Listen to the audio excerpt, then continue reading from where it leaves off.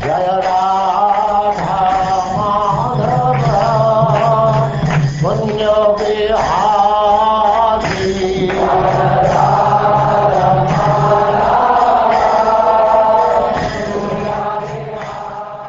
And now chapter 13, the behavior of a perfect person.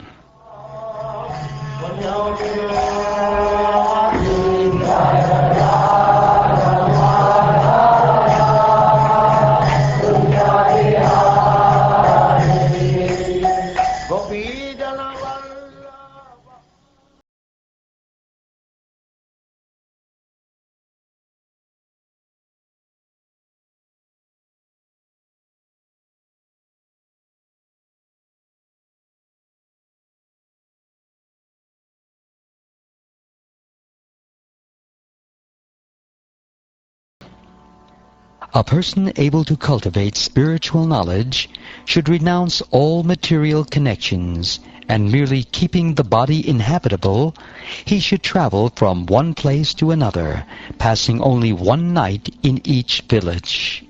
In this way, without dependence in regard to the needs of the body, the sannyasi should travel all over the world. A person in the renounced order of life may try to avoid even a dress to cover himself. If he wears anything at all, it should be only a loincloth, and when there is no necessity, a sannyasi should not even accept a danda. A sannyasi should avoid carrying anything but a danda and a kamandalu. The sannyasi, completely satisfied in the self, should live on alms begged from door to door. Not being dependent on any person or any place, he should always be a friendly well-wisher to all living beings and be a peaceful, unalloyed devotee of Narayan. In this way, he should move from one place to another. The sannyasi should always try to see the Supreme pervading everything, and see everything, including this universe, resting on the Supreme. During unconsciousness and consciousness, and between the two, he should try to understand the self and be fully situated in the self. In this way, he should realize that the conditional and liberated stages of life are only illusory and not actually factual. With such a higher understanding, he should see only the absolute truth pervading everything. Since the material body is sure to be vanquished, and the duration of one's life is not fixed, neither death nor life is to be praised. Rather, one should observe the eternal time factor in which the living entity manifests himself and disappears. Literature that is a useless waste of time, in other words, literature without spiritual benefit, should be rejected. One should not become a professional teacher as a means of earning one's livelihood, nor should one indulge in arguments and counter-arguments, nor should one take shelter of any cause or faction. A sannyasi must not present allurements of material benefits to gather many disciples, nor should he unnecessarily read many books or give discourses as a means of livelihood. He must never attempt to increase material opulences unnecessarily.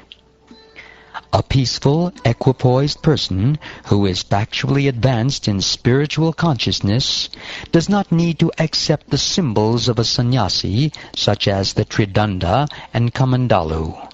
According to necessity, he may sometimes accept those symbols and sometimes reject them.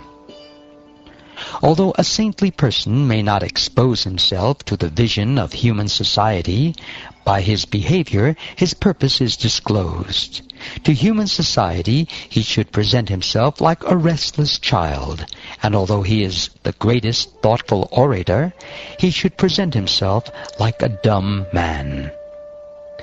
As a historical example of this, learned sages recite the story of an ancient discussion between Prahlad Maharaj and a great saintly person who was feeding himself like a python.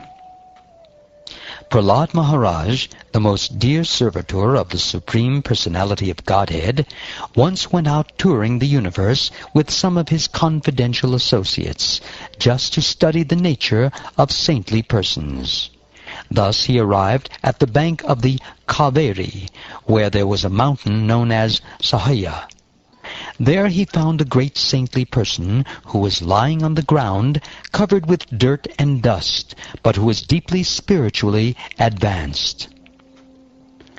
Neither by that saintly person's activities, by his bodily features, by his words, nor by the symptoms of his varnashram status, could people understand whether he was the same person they had known. The advanced devotee Prahlad Maharaj duly worshipped and offered obeisances to the saintly person who had adopted a python's means of livelihood.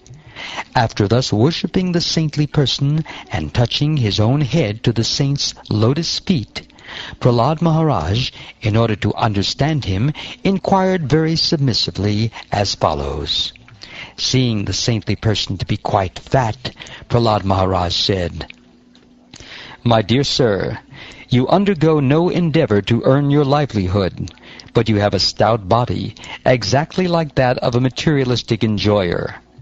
I know that if one is very rich and has nothing to do, he becomes extremely fat by eating and sleeping and performing no work. O Brahman, fully in knowledge of transcendence, you have nothing to do, and therefore you are lying down. It is also understood that you have no money for sense enjoyment. How then has your body become so fat? Under the circumstances, if you do not consider my question impudent, kindly explain how this has happened." Your Honor appears learned, expert, and intelligent in every way. You can speak very well, saying things that are pleasing to the heart. You see that people in general are engaged in fruitive activities, yet you are lying here inactive.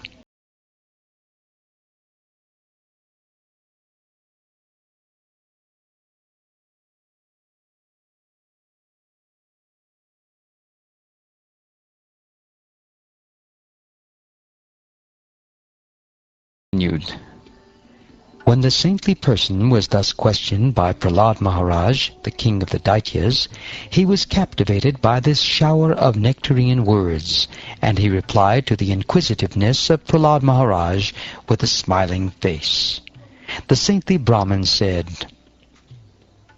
"O best of the Asuras, Prahlad Maharaj, who are recognized by advanced and civilized men, you are aware of the different stages of life because of your inherent transcendental eyes, with which you can see a man's character, and thus know clearly the results of acceptance and rejection of things as they are. Narayan, the Supreme Personality of Godhead, who is full of all opulences, is predominant within the core of your heart because of your being a pure devotee. He always drives away all the darkness of ignorance, as the sun drives away the darkness of the universe. My dear king, although you know everything, you have posed some questions which I shall try to answer according to what I have learned by hearing from authorities. I cannot remain silent in this regard, for a personality like you is just fit to be spoken to by one who desires self-purification. Because of insatiable material desires, I was being carried away by the waves of material nature's laws, and thus I was engaging in different activities, struggling for existence in various forms of life. In the course of the evolutionary process, which is caused by fruitive activities due to undesirable material sense gratification, I have received this human form of life, which can lead to the heavenly planets, to liberation, to the lower species, or to rebirth among human beings. In this human form of life, A man and a woman unite for the sensual pleasure of sex, but by actual experience we have observed that none of them are happy. Therefore, seeing the contrary results, I have stopped taking part in materialistic activities. The actual form of life for the living entities is one of spiritual happiness, which is real happiness. This happiness can be achieved only when one stops all materialistic activities. Material sense enjoyment is simply imagination. Therefore, considering this subject matter, I have ceased from all material activities and am lying down here. In this way, the conditioned soul living within the body forgets his self-interest because he identifies himself with the body. Because the body is material, his natural tendency is to be attracted by the varieties of the material world. Thus, the living entity suffers the miseries of material existence. Just as a deer, because of ignorance, cannot see the water within a well covered by grass, but runs after water elsewhere, the living entity, covered by the material body, does not see the happiness within himself, but runs after happiness in the material world. The living entity tries to achieve happiness and rid himself of the causes of distress. But because the various bodies of the living entities are under the full control of material nature, all his plans in different bodies, one after another, are ultimately baffled. Materialistic activities are always mixed with three kinds of miserable conditions: adhyatmika, adidaivika, and adibodhika. Therefore, even if one achieves some success by performing such activities, what is the benefit of this success? One is still subjected to birth, death, old age, disease, and the reactions of his fruitive activities. I am actually seeing how a rich man, who is a victim of his senses, is very greedy to accumulate wealth, and therefore suffers from insomnia due to fear from all sides, despite his wealth and opulence. Those who are considered materially powerful and rich are always full of anxieties because of governmental laws, thieves and rogues, enemies, family members, animals, birds, persons seeking charity, the inevitable time factor, and even their own selves. Thus they are invariably afraid. Those in human society who are intelligent should give up the original cause of lamentation, illusion, fear, anger, attachment, poverty, and unnecessary labor. The original cause of all these is the desire for unnecessary prestige and money. The bee and the python are two excellent spiritual masters who give us exemplary instructions regarding how to be satisfied by collecting only a little, and how to stay in one place and not move. From the bumblebee I have learned to be unattached to accumulating money, for although money is as good as honey, anyone can kill its owner and take it away. I do not endeavor to get anything, but am satisfied with whatever is achieved in its own way. If I do not get anything, I am patient and unagitated, like a python, and lie down in this way for many days. Sometimes I eat a very small quantity, and sometimes a great quantity. Sometimes the food is very palatable, and sometimes it is stale. Sometimes prasad is offered with great respect, and sometimes food is given neglectfully. Sometimes I eat during the day, and sometimes at night. Thus I eat what is easily available. To cover my body, I use whatever is available, whether it be linen, silk, cotton, bark, or deerskin, according to my destiny, and I am fully satisfied and unagitated. Sometimes I lie on the surface of the earth, sometimes on leaves, grass, or stone, sometimes on a pile of ashes, or sometimes, by the will of others, in a palace on a first-class bed with pillows. O my Lord, sometimes I bathe myself very nicely, smear sandalwood pulp all over my body, put on a flower garland, and dress in fine garments and ornaments. Then I travel like a king on the back of an elephant, or on a chariot or horse. Sometimes, however, I travel naked, like a person haunted by a ghost. Different people are of different mentalities. Therefore, it is not my business either to praise them or to blaspheme them.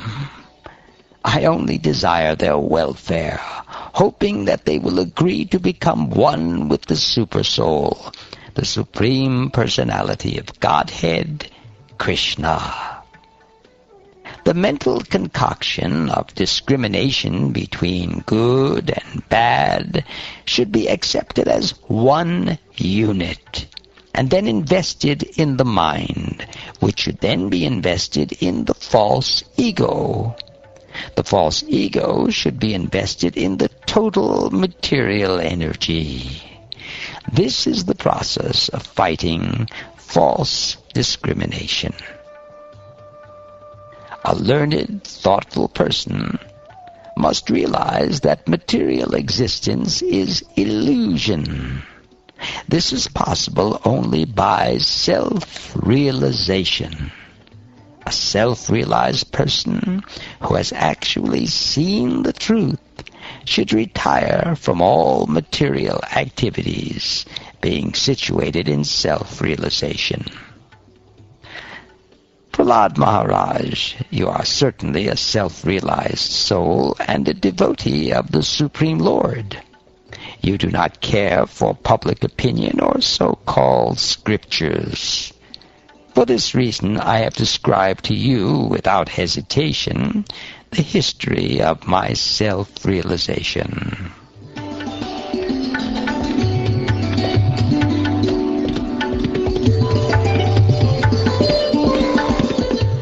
After Prahlad Maharaj, the king of the demons, heard these instructions from the saint, he understood the occupational duties of a perfect person or Paramahamsa. Thus he duly worshipped the saint, took his permission, and then left for his own home.